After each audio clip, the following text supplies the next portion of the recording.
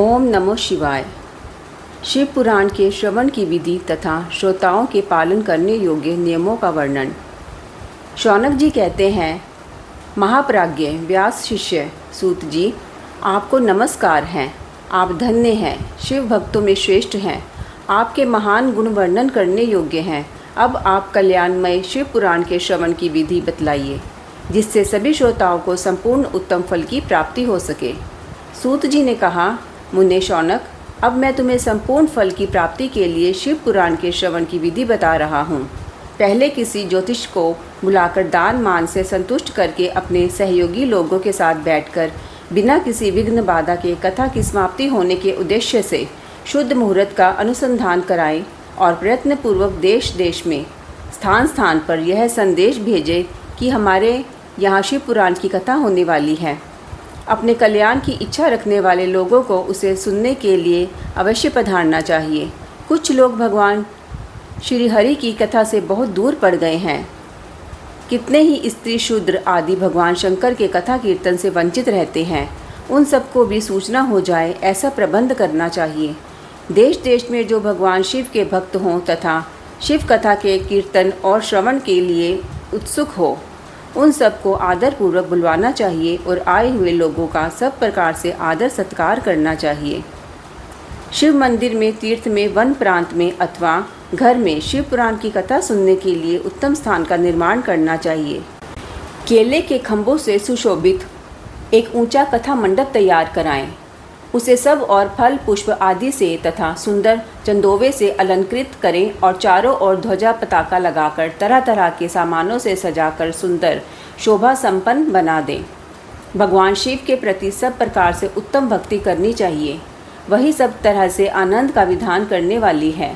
परमात्मा भगवान शंकर के लिए दिव्य आसन का निर्माण करना चाहिए तथा कथावाचक के लिए भी एक ऐसा दिव्य आसन बनाना चाहिए जो उनके लिए सुखद हो सके।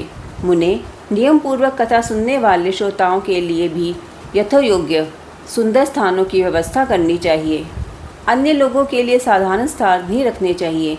जिसके मुख से निकली हुई वाणी देहधारियों के लिए कामधेनु के समान अभीष्ट फल देने वाली होती है, उस पुराण वेत्ता विद्वान वक्ता के प्रति तुच्छ बुद्धि कभी नहीं करनी चाहिए। संसार में जन्म तथा गुणों के कारण बहुत से गुरु होते हैं, परंतु उन सब में पुराणों का ज्ञाता विद्वान ही परम गुरु माना गया है। पुराण वेत्ता पवित्र, दक्ष, शांत, ईर्ष्या पर विजय पाने वाला, साधु और दयालु होना चाहिए। ऐसा प्रवचन कुशल विद्वान इस पुण्यमयी कथा को कहे। सूर्योदय से आरंभ करके 3:30 पहर तक उत्तम बुद्धि वाले विद्वान पुरुष को शिव पुराण की कथा सम्यक रीति से बाँचनी चाहिए। मध्याकाल में 2 घड़ी तक कथा बंद रखनी चाहिए, जिससे कथा कीर्तन से अवकाश पाकर लोग मल मूत्र का त्याग कर सके। कथा प्रारंभ के दिन से एक दिन पहले व्रत ग्रहण करने के लिए वक्ता को शौर करा लेना चाहिए। जिन दिनों कथा हो रही हो, इन दिनों प्रयत्नपूर्वक प्रातःकाल का सारा नित्य क्रम संक्षेप से ही कर लेना चाहिए। वक्ता के पास उसकी सहायता के लिए एक दूसरा वैसा ही विद्वान स्थापित करना चाहिए। यह भी सब प्रकार के संशयों को निवृत्त करने में समर्थ और लोगों को समझाने में कुशल हो। कथा में आने वाले विघ्नों की निवृत्ति के लिए गणेश जी का पूजन करें।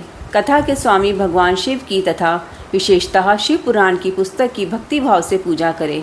तत्पश्चात उत्तम बुद्धि वाला श्रोता तन मन से शुद्ध एवं प्रसन्न चित्त हो आदरपूर्वक शिव पुराण की कथा सुने।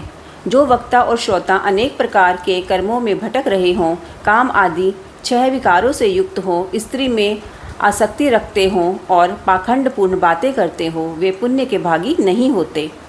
जो लौकिक चिंता तथा धन ग्रह एवं पुत्र आदि की चिंता को छोड़कर कथा में मन लगाए रहते हैं, उन शुद्ध बुद्धि पुरुषों को उत्तम फल की प्राप्ति होती है। जो श्रोता श्रद्धा और भक्ति से युक्त होते हैं, दूसरे कर्मों में मन नहीं लगाते और मौन, पवित्र एवं उद्वेग शून्य होते हैं, वे ही पुण्य के भागी होते हैं। सूत जी बोले, शौनक, अब शिव पुराण सुनने का व्रत लेने वाले पुरुषों के लिए जो नियम है, उन्हें भक्ति पूर्वक सुनो। नियम पूर्वक इस श्रेष्ठ कथा को सुनने से बिना किसी विघ्न बाधा के उत्तम फल की प्राप्ति होती है। जो लोग दीक्षा से रहित हैं, उनका कथा श्रवण में अधिकार नहीं है। अतः मुने, कथा सुनने की इच्छा वाले सब लोगों को पहले वक्ता से दीक्षा ग्रहण करनी चाहिए। जो लोग नियम से कथा सुने उनको ब्रह्मचर्य से रहना, भूमि पर सोना, पत्तल में खाना और प्रतिदिन कथा समाप्त होने पर ही अन्न ग्रहण करना चाहिए।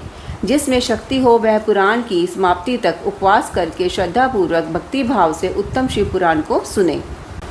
इस कथा का व्रत लेने वाले पुरुष को प्रतिदिन एक ही बार हविष्यान भोजन करना चाहिए।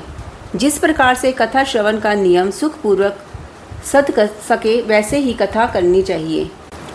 गरिष्ठ अन्न, दाल, जला अन्न, सेम, मसूर, भाव दूषित तथा बासी अन्न को खाकर कथाव्रती पुरुष कभी कथा को ना सुने। जिसने कथा का व्रत ले रखा हो वह पुरुष प्याज, लहसुन, हींग, गाजर, मादक वस्तु तथा आमिष कही जाने वाली वस्तुओं को त्याग दे। कथा का व्रत लेने वाला पुरुष काम, क्रोध आदि 6 विकारों को, ब्राह्मणों की निंदा को तथा पतिव्रता और साधु संतों की निंदा को भी त्याग दे।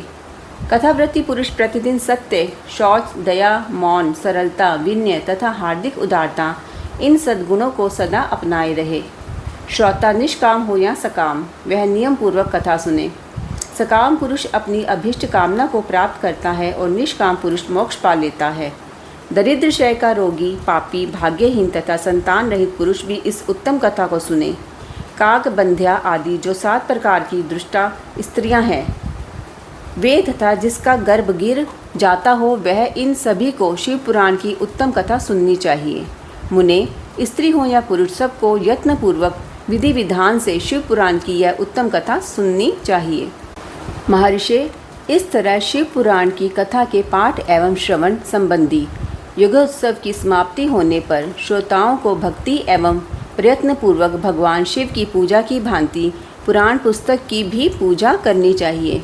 तदंतर विधिपूर्वक वक्ता का भी पूजन करना आवश्यक है।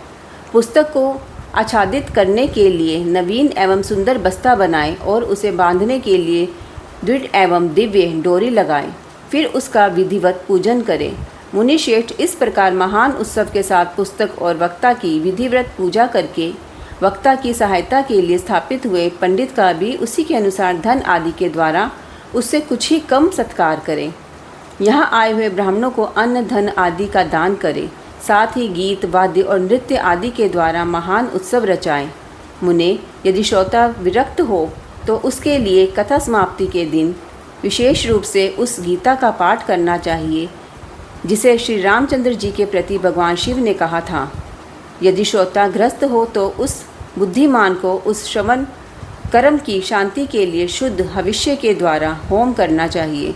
मुने, रुद्र संहिता के प्रत्येक श्लोक द्वारा होम करना उचित है अथवा गायत्री मंत्र से होम करना चाहिए, क्योंकि वास्तव में यह पुराण गायत्री मंत्र ही है। अथवा शिव पंचाक्षर मूल मंत्र से हवन करना उचित है। होम करने की शक्ति ना हो तो विद्वान पुरुष यथाशक्ति हवनीय हविध्य का ब्राह्मण को दान करे। न्यूनाति रिक्ता रूप दोष की शांति के लिए भक्तिपूर्वक शिव सहस्त्र नाम का पाठ अथवा श्रवण करें। इससे सब कुछ सफल होता है, इसमें संशय नहीं है, क्योंकि तीनों लोकों में इससे बढ़कर कोई वस्तु नहीं है। कथा श्रवण संबंधी व्रत की पूर्णता की सिद्धि के लिए 11 ब्राह्मणों को मधु मिश्रित खीर भोजन कराएं और उन्हें दक्षिणा दें। मुने, यदि शक्ति हो तो 3 तोले सोने का एक सुंदर सिंहासन बनवाएं और उस पर उत्तम अक्षरों में लिखी अथवा लिखाई हुई शिव पुराण की पोथी विधि पूर्वक स्थापित करें। तत्पश्चात पुरुष उसकी आवाहन आदि विविध उपचारों से पूजा करके दक्षिणा चढ़ाएं। फिर जितेंद्रिय आचार्य का वस्त्र, आभूषण एवं गंध आदि से पूजन करके दक्षिणा सहित वह पुस्तक उन्हें समर्पित कर दें। उत्तम बुद्धि वाला श्रोता इस प्रकार भगवान शिव के संतोष के लिए पुस्तक का दान करे। शौनक, इस पुराण के उस दान के प्रभाव से भगवान शिव का अनुग्रह पाकर पुरुष भवबंधन से मुक्त हो जाता है। इस तरह विधि विधान का पालन करने पर श्री संपन्न शिव पुराण संपूर्ण फल को देने वाला तथा भोग और मोक्ष का दाता होता है।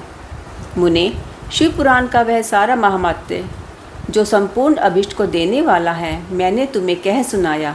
अब और क्या सुनना चाहते हो?